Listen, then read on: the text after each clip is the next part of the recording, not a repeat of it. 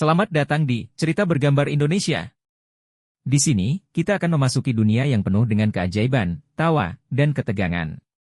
Channel ini adalah tempat di mana cerita, baik yang lucu dari sosok Abu Nawas, kisah-kisah mencekam dari dunia horor, hingga inspiratifnya kisah para wali, dihidupkan kembali melalui gambar dan suara yang memukau. Kiai Kholil kedatangan Kiai Salim.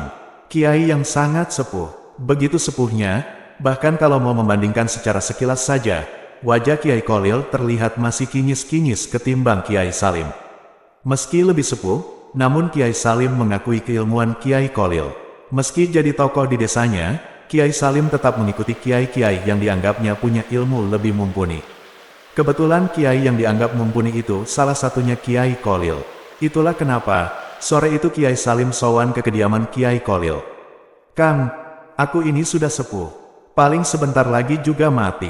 Tapi beberapa hari kemarin aku dengar ada fatwa yang dikeluarkan Kiai Bahron bahwa rokok itu haram. Lebih-lebih lewat majelisnya Kiai Bahron, dikeluarkan maklumat fatwa haramnya rokok pula." Wah, kata Kiai Salim ini. Kiai Kholil cuma tersenyum. "Padahal panjenengan itu perokok berat ya, Bah?" tanya Kiai Kholil. "Iya," kata Kiai Salim menunduk bingung. "Lalu, sampeyan mau ikutin hukum rokok yang itu?" tanya Kiai Kholil. "Nah, itu, aku bingung, Kang Kholil. Aku itu memang secara keilmuan belum ada apa-apanya sama Kiai Bahron. Tapi aku ngerasa juga belum ada apa-apanya dengan panjenengan, Kang Kholil. Makanya hari ini aku niat sowan mau tahu pendapat Kang Kholil," kata Kiai Salim. "Pendapat apa?" tanya Kiai Kholil. "Ya, pendapat soal rokok. Menurut sampeyan, rokok itu haram atau halal?" tanya Kiai Salim. Kiai Kholil agak terkejut ditanya begitu. Tiba-tiba, tanpa ada rencana seorang sesama kiai bertanya soal hukum rokok. "Memangnya panjenengan siap kalau misalnya aku bilang rokok itu haram, Bah?" tanya Kiai Kholil.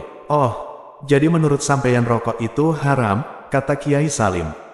Tentu dengan nada sedih.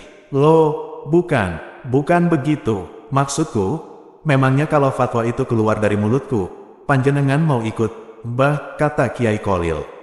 "Insya Allah, Kang, kalau sampeyan bilang itu haram, mulai detik ini pula aku akan berhenti merokok," kata Kiai Salim.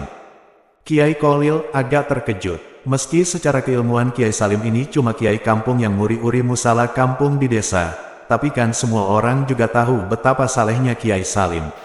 Selalu konsisten menjadi imam musala dan ngaji di kampungnya, bahkan sampai usianya sekarang yang sudah hampir mendekati kepala 9. Begitu Kiai Kholil akan bicara, tiba-tiba, "Sebentar, Kang Kholil sebentar. Sebelum sampeyan mau keluarin fatwa soal hukum rokok, aku cerita dikit boleh?" tanya Kiai Salim.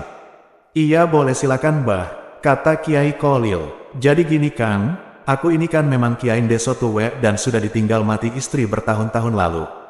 Hiburanku itu selama ini ya cuma rokok Kang. Kalau abis salat, lalu ngaji bentar di musala, aku ini suka rokokan di undakan musala.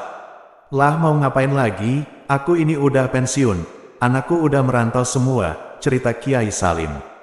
Kiai Kholil mendengarkan. "Lalu aku ini dengar fatwa hukum rokok haram itu Kang. Wah, pusing saya. Hiburanku satu-satunya di dunia ini, akhirnya diharamkan juga.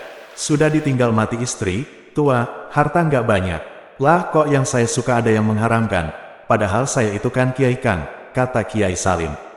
Kiai Kholil cuma terkekeh mendengar akhir kalimat itu, sambil membatin, emangnya kenapa kalau Kiai? Tapi Kiai Salim tetap melanjutkan. "Masak iya Kiai nonton dangdutan kayak bocah-bocah itu, nonton film-film. Kan gak pantas tuh Kang.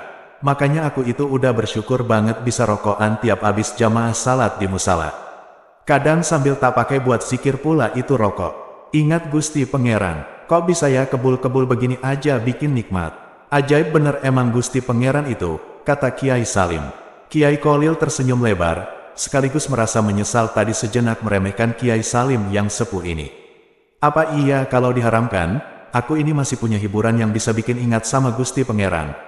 Memangnya kalau nonton dangdutan gitu bisa ingat? Kayaknya kok nggak mungkin. Makanya itu aku sowan kemari untuk cari kejelasan gimana itu Kang?" tanya Kiai Salim. Kiai Kholil mengangguk-angguk. "Gimana, Kang?" tanya Kiai Salim lagi. "Sudah Mbah, buat panjenengan halal, kata Kiai Kolil sambil tersenyum lebar sekali. Loh kok gitu? Tanya Kiai Salim terkejut. Kiai Kolil lebih terkejut lagi mendengar Kiai Salim bertanya. Panjenengan ini pripun, Bah? Sudah aku bilang halal kok panjenengan malah tanya. Bukannya panjenengan harusnya senang? Tanya Kiai Kolil. Bukan begitu Kang, aku ini dari rumah sudah siap kalau sampeyan bilang rokok haram. Lah kok tiba-tiba halal begini kan aku jadi bingung tukang, kata Kiai Salim. Kiai Kolil tersenyum, semakin salut dengan Kiai Salim.